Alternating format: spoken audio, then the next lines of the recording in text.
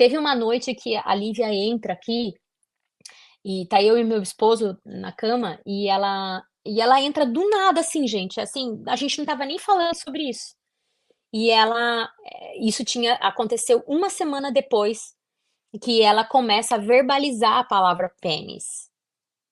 E aí ela entra no quarto e assim, numa inocência, ela olha pra mim e para o meu esposo e fala: "Pai, mãe, eu posso mostrar pra vocês como que o tio fez pra colocar o pênis na minha boca?" Fernanda, é dese desculpa, é aterrorizante. O meu esposo, ele não dá conta.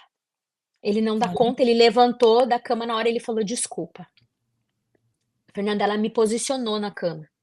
"Mãe, fica aqui. Mãe, com a cabeça mais aqui. Mãe, olha só o que ele fazia. Olha aqui", fazendo os movimentos e me mostrando. E daí, mãe, é nessa hora que ele fala pra mim, né, que é chupeta e tal e tal. Então, assim, ele fala para a criança imaginar que é uma chupeta. ele fala: "Não, não é isso que eu fiz, é uma chupeta". E Como que aí, vocês chamam aí, que está escrito todo a chupeta? Vocês chamam? aqui nos Estados Unidos, É. aqui é bogo. Não, mas está escrito diferente nos documentos. Ah, Enfim, pacifier, pacifier. pacifier. Ah, é, É. é. E aí, a gente começa a passar por essas situações assim que você entende o quanto me dói saber as coisas que eu ouvi da minha filha e, e o pai desse acusado ter a coragem de dizer que essa criança foi treinada. Gente, isso me causa uma indignação, Impossível. me Todos os causa. laudos dizem que são verídicos, Não, eles são Fernanda, bem detalhados, explicam por quê, detalhados. A primeira testes detetive que chega a fizeram com a dizer. Lívia. Não, Sim, a polícia chega a dizer a primeira vez que no pedido de prisão ela diz lá, as falas da criança são contundentes sim. e sem intervenção. Tem um momento, é, Fernanda, que eu tô aqui no quarto, a Lívia tá tomando banho, eu escuto ela chorar no banheiro. E aí eu corro lá, falo: "Filha, o que que foi?" Aí ela já tá saindo do banheiro se enxugando, e aí ela fala: "Mãe, eu tô muito preocupada". Eu falei: "Com o quê, filha? Será que eu vou para o céu?" Eu falei: "Filha, lógico que você vai para o céu". Daí ela falou: "Mãe, me desculpa, mas é que eu não consigo parar de pensar que eu comi um pipi". Fernanda, que tipo de pessoa eu seria criando uma história dessa? Gente, pelo amor de Deus, isso é muito grave o que aconteceu com ela, é muito grave. É uma situação, assim, muito extrema. Graças a Deus, a terapia, ela foi ajudando a Lívia nesse processo, foi me ajudando, porque eu também participei da terapia. A minha terapeuta, ela também é uma testemunha para mim, porque ela acompanhou tudo isso de perto. E ela se indignava com a demora da chegada desses resultados. Gravo ela contando tudo que aconteceu um dia antes, Fernanda.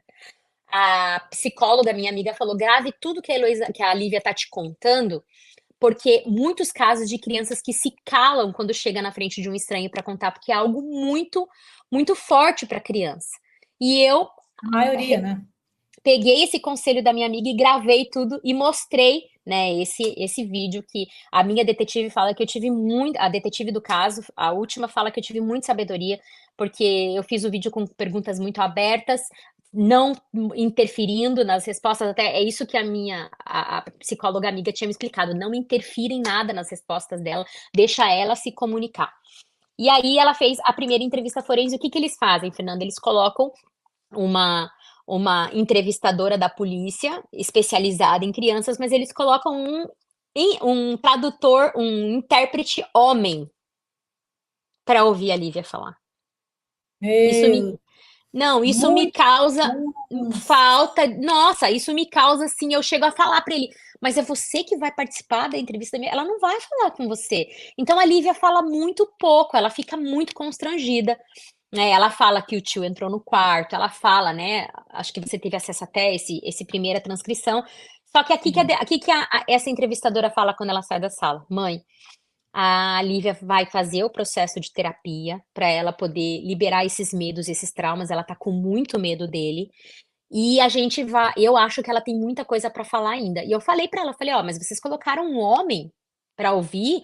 Não, a gente vai ter que esperar. E aí nisso ela começa então esse tratamento terapêutico, a gente lidando com as demandas dela em casa, e a terapeuta dela fala para mim: "Aline, a Lívia tá pronta para falar". É quando a primeira vez a gente entrou em pânico, aqui é a primeira vez que eu ouvi ela falando o termo, né, do que ele tinha feito. Eu tentei questionar ela: "Filha, mas por que que, né, você sabe que esse é o nome, o que que vo", e ela mostra para mim a posição, ela desenha isso na terapia, a posição que ele tá na cama, o movimento que ele faz. Gente, vocês não têm ideia, gente, isso é surreal, você tem que viver isso. É uma sensação horrorosa para quem eu acho vítima de qualquer coisa, ter que ficar contando e recontando de novo, ainda mais uma criança. Uma criança não tem contato com aquilo, não sabe o que significa, e mesmo assim, olha o quanto que traumatiza. Todos os laudos feitos da Lívia demonstraram que ela, que o que ela está depondo ali, que o que ela está contando é verdadeiro. Todos os laudos feitos pela justiça demonstraram que o que a Lívia está contando é verdadeiro. Eu tenho toda a documentação, eu vou fazer depois uma matéria só uma reportagem, com tudo aí, com o depoimento também do Paulo Subirá, senão ele não fala nada lá, sabendo de tudo isso, ele não fala nada. Segundo. E aí, um detalhe, toda a responsabilidade das crianças, ela passava para mim, porque ela até tinha outras pessoas na igreja, mas as pessoas começaram a perceber, né, que ele não era participativo nisso.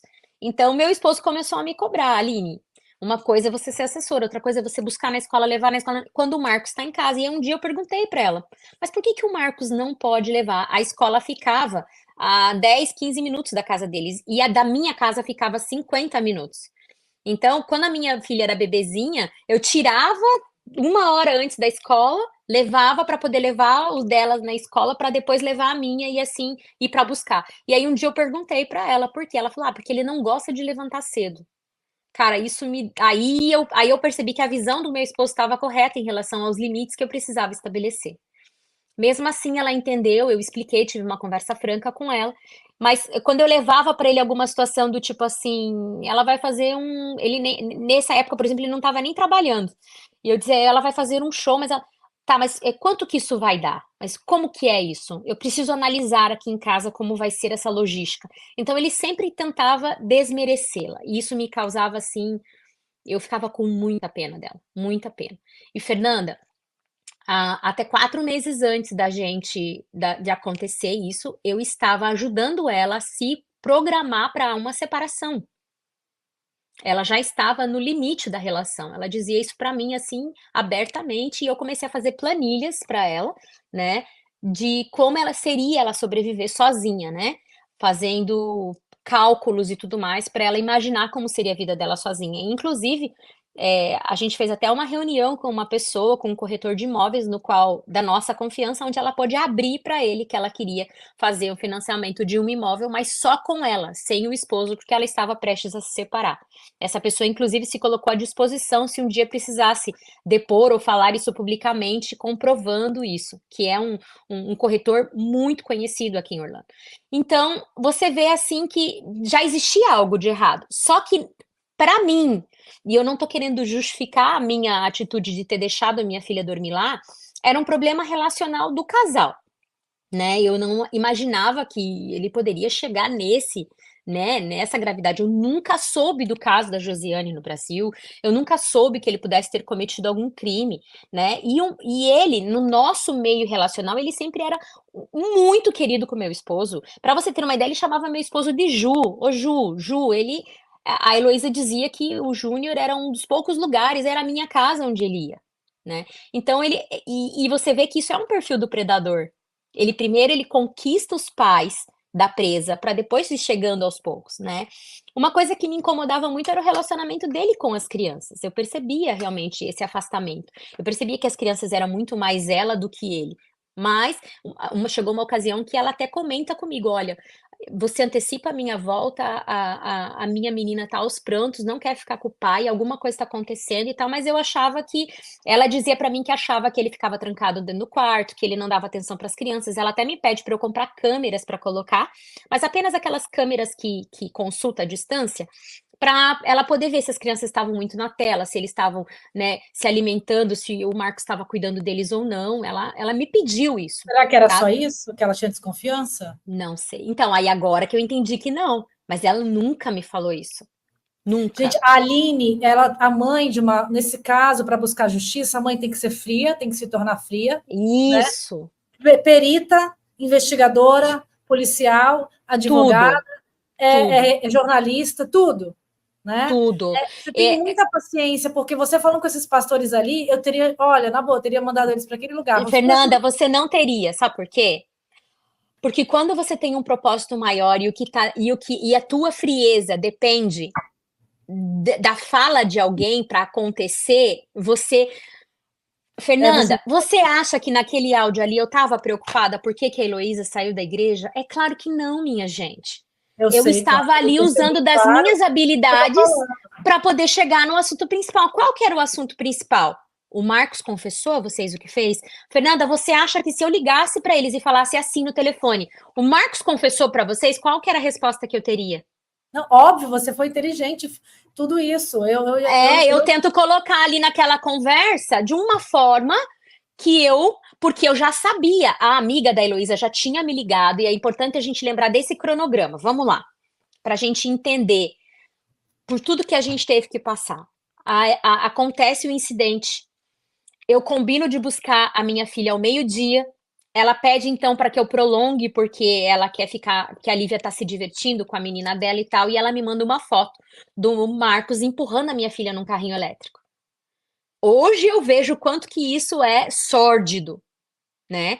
Mas naquele momento eu achei, minha filha tá se divertindo, ela ama, é o sonho dela ter esse carrinho elétrico, então vou esperar. Quando eu busco a minha filha às 3h30, como já é sabido de todos, ela entra no carro e já diz pra mim, é, mãe, eu falei, filha, como é que foi e tal? E ela diz, mãe, algo de estranho aconteceu. Essa palavra me soou muito mal. Algo de estranho, como assim? Isso meu marido já me olha e ela fala, mãe, a primeira fala da Lívia é, o tio me lambeu. Isso foi a primeira coisa que ela falou. Ali, aquela palavra lambeu é uma palavra que não é usual dela, né? Aquilo para mim me torna. Só que ao mesmo tempo que ela diz isso, imediatamente ela já diz: mas fica tranquila, mãe, que o tio já me explicou o que aconteceu. Ali, Fernanda, eu vi que tinha alguma coisa de errado. Quando ela disse, fica tranquila, mãe, não precisa ficar nervosa. Eu me lembro dela com a mãozinha assim, o tio já me explicou o que aconteceu. Naquele momento, nós chegamos na casa de uns amigos, pegamos a minha mãe. E a minha mãe estava lá no aniversário, eu tinha saído para buscar. E aí eu falo, mãe, fica um pouquinho com a Lívia aqui, que eu vou sair com o Júnior. Nós fomos para um posto de gasolina, para a gente respirar, para a gente entender o que estava, né, acontecendo. É quando então eu pego a camiseta dela de dentro da mochilinha, percebo que a camiseta não é dela, é uma camiseta emprestada. E eu pergunto para ela como você dormiu, e ela fala para mim, a tia Elô me emprestou uma camiseta não vou falar o nome da outra criança, da amiga, porque ela achou que você não tinha mandado pijama. Só que eu não tinha realmente mandado pijama, eu mandei um conjuntinho mais compridinho, até por preservar ela. E aí eu peguei, quando eu pego essa camiseta para olhar, eu vejo várias manchas esbranquiçadas. Eu mandei essas imagens para você, aquilo me deixou Sim, eu vi. transtornada. Aquilo me deixou transtornada. Eu já imediatamente ligo para uma amiga no Tennessee que é cientista, perguntando a ela se tinha algum método para descobrir se aquilo era sêmen ou não. E ela falou: não mexa nisso, isso é uma evidência, né? E aí a gente vai para casa e eu entro na seguinte situação. Falo para minha amiga Thaisa, Thaisa, procure para mim o que é que eu tenho que fazer para fazer a denúncia. Qual é o caminho? A Thaisa é a minha maior testemunha de que eu imediatamente já ia fazer a denúncia, só que eu precisava entender o caminho que eu precisava percorrer